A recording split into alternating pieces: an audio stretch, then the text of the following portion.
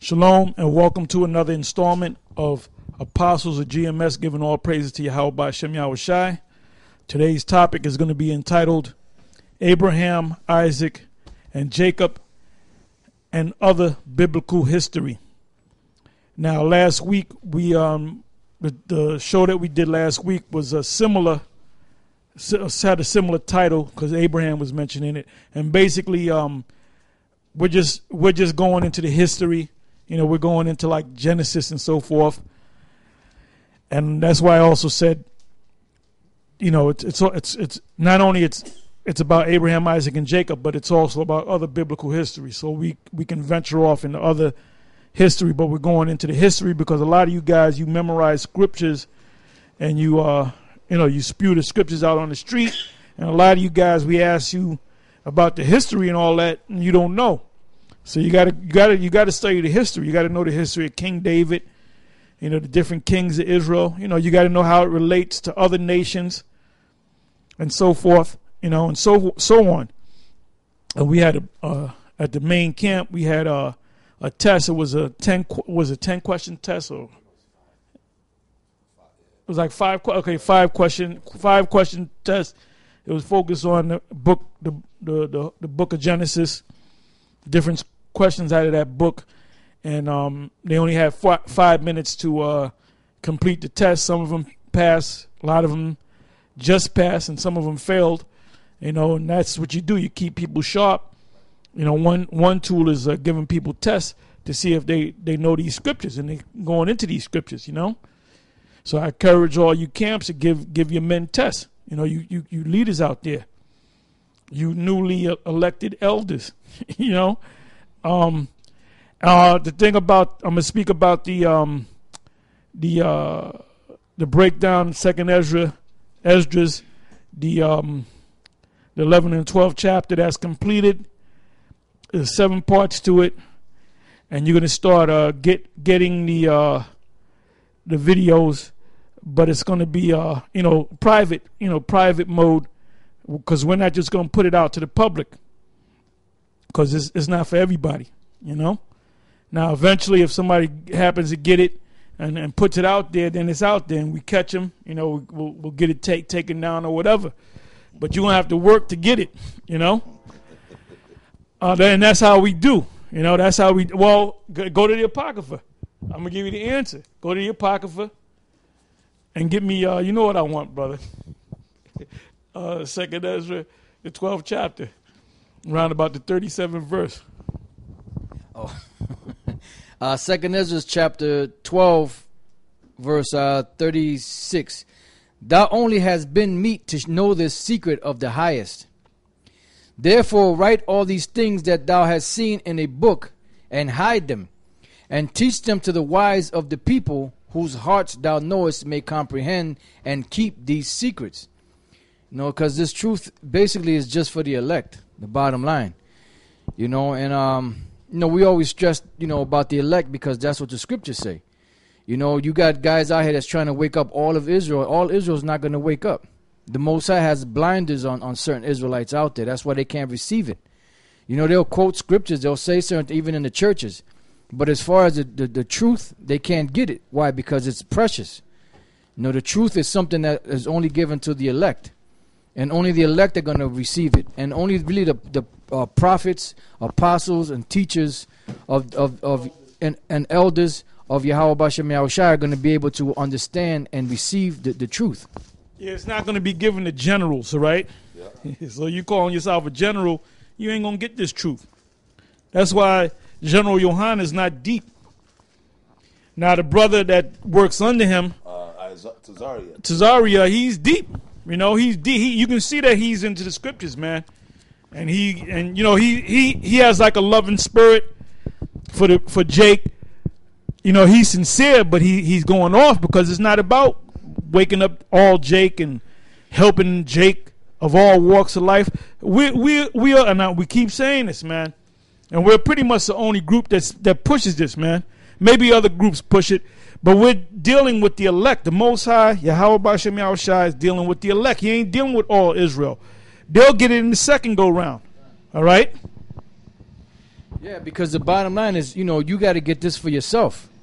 And all we're commanded to do is learn the scriptures and then and just break them down and teach and prophesy. Those out there that are part of the elect that are going to receive it, once they hear the word, the scriptures tell you, matter of fact, when you go to they're sealed, exactly. So when you go to the book of Luke, the 7th chapter, I believe it is, and it tells you about this word. Now the words that are in this book, they're like that seed, and when you have seed, you have to plant that seed in fertile ground and water it. And when you plant that seed in fertile ground and water it, it buds into a plant, and whatever type of fruit that particular seed happens to be. So is this word. This word is this is the book of Luke 8:11. It says, "Now the parable is this: the seed is the word of the Most High." So the minds of Jake out there that are part of the elect, that's the ground, And then when the seed, which is the real truth, the real breakdown, falls into that mind and they hear it, they become sealed, and the Lord causes the knowledge to grow in them. Causes Yahweh Shai to be built up in them. So that's what happens. So you take root, you become settled, you become seasoned after a certain period of time. But it starts with that seed, and that seed has to be planted. That's why when you read about the scriptures, certain parables of the sower seed, when those different seeds were planted, the ones that were not part of the elect, they heard it, they accepted it for a little while, but then they ended up going back in the world. But it said when it fell on good ground, which is what? The minds of the elect, then it sprang some 30-fold, some 60-fold, some 100-fold. So that's how the Lord deals with his elect. You hear the word, and then the Lord seals you, and then when the time comes at the end, the Lord will bring you up into the chariots. Okay, I got this set on. This is the Zanavin Bible Dictionary, and I'm gonna have you read it. This is on Abraham, since the title is partly is Abraham in the title. This is from the Zondervan Bible Dictionary, Abraham. It says the father is high, which they went off on that. Hey, let me say this. Yep. Now, this right here, this book, the New Compact Bible Dictionary, a Zondervan Bible Dictionary, is obvious that Edomite scholars, biblical scholars, and biblical historians wrote this book. Now, for them to say that means what they said, Abraham means father that is high, that's laziness, man. It doesn't mean that. Now, if anything, the word Abram, or Abaram means exalted father, or the father is high. But Abraham does not mean that, man. Abraham, the word Abraham, Abraham, simply means father of many, or father of a multitude. Okay, because out of his loins is going to come the nation of Israel. And besides that, there were other nations. Esau came out of Abraham. That's right. You see? So it says, the son of Terah and founder of the Hebrew nation. They went off on that. Founder of the Hebrew nation. The founder of the Hebrew nation is a man by the name of Eber. So let's go to the scriptures on that. There's a couple of scriptures you can go to. Right. This is in the book of Genesis, the 10th chapter, which the so-called scholars call they call it the Table of Nations. Because this pretty much gives you all the nations on the planet. Now, this is the book of Genesis chapter 10. I'll start at 21 and we'll jump down. It says, unto Shem also, the father of all the children of Eber, the brother of Japheth, the elder, even to him were children born. Now, when you read, it says, unto Shem also, the father of all the children of Eber.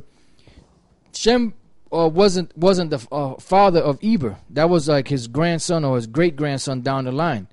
But the reason why it jumped from Shem and it mentioned Eber was because, like the Apostle Tar just said, he said, the word Eber goes back to the word Ibar. Now, the word Ibar means from the past. Something that was kept from the past. Why? Because through the line of Eber, which came the chosen line, that's where the language was kept. Because remember, the languages of the earth was of one language back then. You know, and that language is called the Lashawan Kodash. That's where you see many different nations with the same writings. And they'll say, well, look, you stole the Hebrew from this nation, from the Proto-Canaanite script.